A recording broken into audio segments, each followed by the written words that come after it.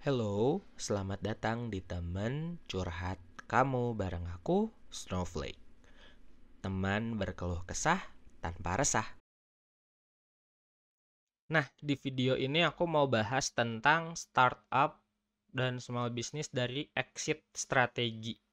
Oke, exit strategi ini adalah salah satu cara seorang businessman atau seorang entrepreneur untuk mengakhiri bisnisnya ketika memang dianggap udah nggak layak buat lanjut gitu. Nah, kalau misalnya dari small business ini ada dua, make it a family dan dijadiin turun temurun, atau jual gitu, atau jual ke orang lain. Nah, sedangkan kalau misalnya startup usually move toward next stage. Jadi startup ini kalau nggak salah, nanti mungkin aku bisa pelajarin buat dibikin lagi videonya tentang pendanaan startup itu kayak apa ya di video selanjutnya ya. But usually di sini aku mulai dengan hal sederhana dulu, via large deal on sale gitu. Berarti di sini ya jual ke orang lain, ke Orla, or IPO gitu loh, or masuk pasar saham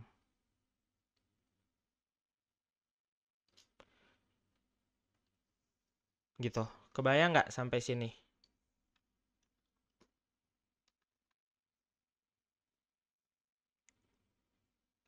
Gitu. Jadi antara jual ke orang lain atau pasar saham kalau startup, kalau ini dibikin bisnis turun temurun atau jual ke orang lain.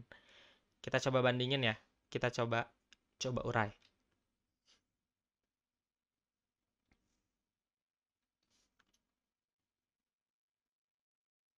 Gitu. Nah, di sini yang aku pertimbangkan lebih ke arah funding. Pertama funding, kedua growth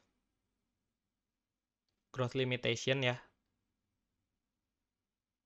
Aku coba fokus ke dua hal ini deh. Jadi kalau misalnya kita lihat fundingnya di sini adalah self sufficient, gitu ya. Self sufficient. Jadi pada akhirnya bisa ngedanain bisnis sendiri.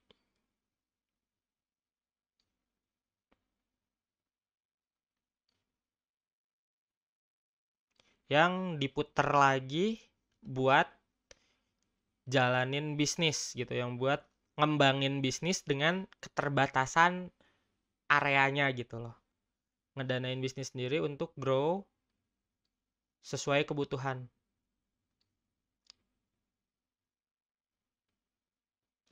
Tapi kalau misalnya nggak butuh ya nggak akan grow gitu. Nah, sedangkan startup untuk fundingnya sendiri adalah uang orang lain.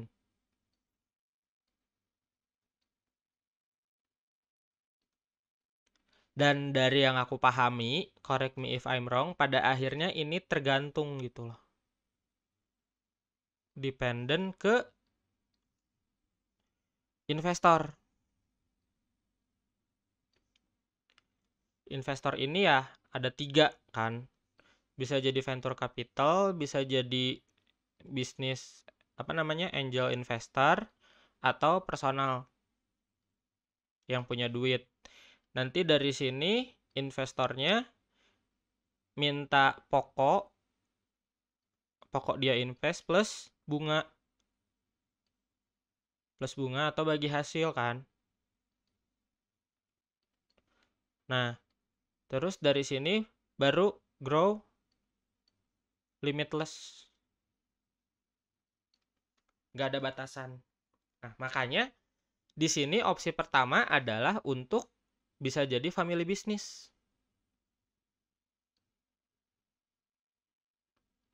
Dari sistemnya aja ini udah bisa ke kontrol. Makanya bisa turun jadi family business. Gitu. Atau dijual. Atau dijual ke orang lain. Dengan catatan ya intinya terbatas banget lah gitu loh. Untuk di area-area tertentu aja. Kecuali kalau memang mau ada inovasi-inovasi tertentu. Tapi biasanya inovasinya tuh nggak beda jauh dari lini bisnis yang udah ada. Tapi ketika ngomongin startup dengan grow yang limitless ini, maka agak susah kalau misalnya turun ke family business. Soalnya duitnya duit orang. Sementara kalau di sini duitnya duit sendiri gitu. Dia bisa ngedanain bisnis sendiri dari modal yang udah ada, tapi dia di sini pakainya bisnis pakai uangnya orang. Kalaupun misalnya pakai uang keluarga mungkin bisa, tapi tetap nggak sepenuhnya startup ini pakai uang keluarga, pakai uang yang dingin, tapi uangnya panas gitu loh. Jadi mau nggak mau jual saham opsinya gitu, jual saham kepemilikan buat modal dia ngegrow, atau ya di IPO-in, didaftarin ke pasar saham biar si si perputaran uang di perusahaan itu makin banyak dan investor untungnya juga makin banyak gitu. Untungnya makin banyak. Karena di startup mau bisnis atau mau small business atau startup dua-duanya sama gitu. Dua-duanya sama pengen profit. Ini tujuan utamanya. Tapi profitnya small business ini berdasarkan uang sendiri. Tapi profitnya startup ini si yang punya duit yang mau untungnya gitu. Meskipun emang si owner bisnisnya juga harus dapat untung karena tuntutan dari sini gitu. Kebayang nggak sampai sini perbedaannya antara exit strategi untuk small business ya dijadiin family business or jual saham kepemilikan.